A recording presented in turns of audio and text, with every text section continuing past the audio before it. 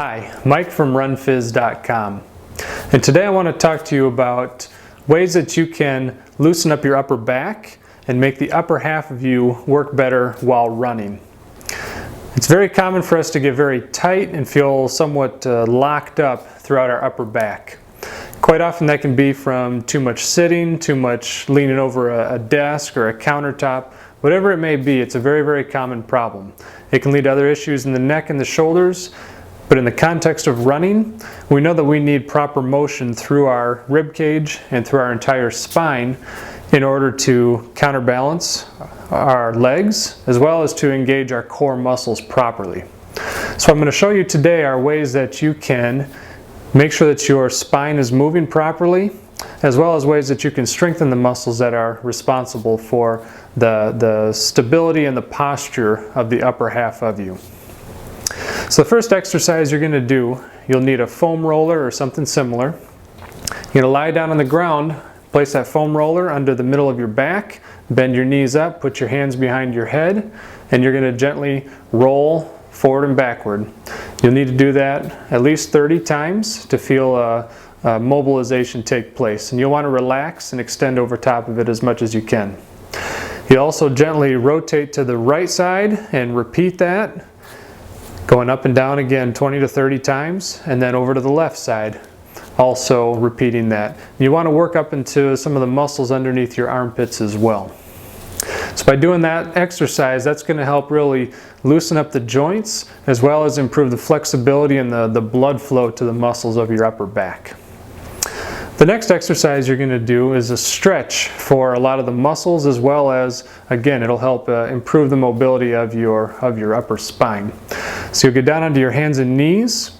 You're going to straighten out or reach out as far as you can with your hands, and then you're going to simply arch your back up and down. And as you arch down, you want to also try to drive your armpits towards the ground. Should feel a good stretch in the underside of your arms as well as throughout your mid-back. So you're going to simply go up and down like that, again 30 times. You're going to do it with your hands straight, but then to get a more effective stretch, you're going to also rotate with your hands to the left and to the right, going up and down. And what you want to take note is that you may feel tighter on one side than the other when you reach with your hands to the right and to the left. If that's the case, then that may be an indicator that you've got some asymmetries in how your spine is moving. So pay careful attention to that and spend some extra time in the direction that feels a little more restricted in an effort to help balance you out and again engage your core muscles more balanced, more symmetrical. From there, we need to strengthen those muscles. So the first thing you'll do is lie on your stomach. You're going to bring your elbows close to your ears and bend your elbows also so your fists are kind of behind your head. In that position, what you're going to do is you're going to gently raise your elbows up off the ground one at a time. Now the temptation will be to let your elbow kind of glance off to the side, and you don't want to do that. You want to keep your elbows as close to your ears as possible and raise them straight up into the air. This will feel very difficult. It's going to feel like you're not able to move very far, but if you can do it 15 times each side, that'll be very helpful. And you want to make sure your motion's coming from your shoulder blade, not just from the shoulder itself. Lastly, we're going to do an exercise more upright to try to get all the muscles more in tune with each other, not just the isolated ones we've been working on so far.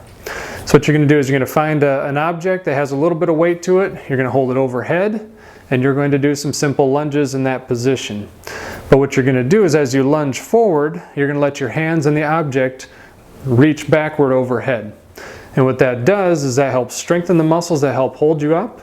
And it again helps to encourage your spine to move in the ways that we tend to not move when we're sitting or when we're bending over something.